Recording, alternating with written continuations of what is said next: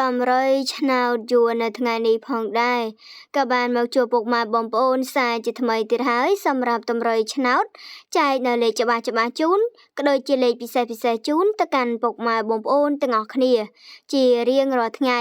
ដូច្នេះហើយបើពុកម៉ែបងប្អូនពេញចិត្តនៅវីដេអូមួយនេះក៏សូមពុកម៉ែបងប្អូនកុំភ្លេចជួយចុច like Subscribe ម្នាក់មួយផងក៏ដូចជាដាក់នៅសញ្ញារូបកណ្ដឹងដើម្បីទទួលបានរាល់តម្រុយឆ្នោតយួនក៏ដូចជាតម្រុយឆ្នោតអាវងជារៀងរាល់ថ្ងៃជូនទៅកាន់ពុកម៉ែបងប្អូនដោយឥតគិតថ្លៃអាវងចែកលេខឆ្នោត63អាវ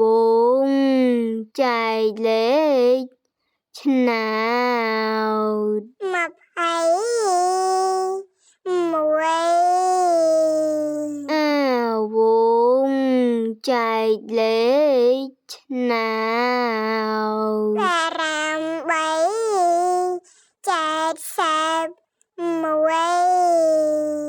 អាវងចែកលេខឆ្នោត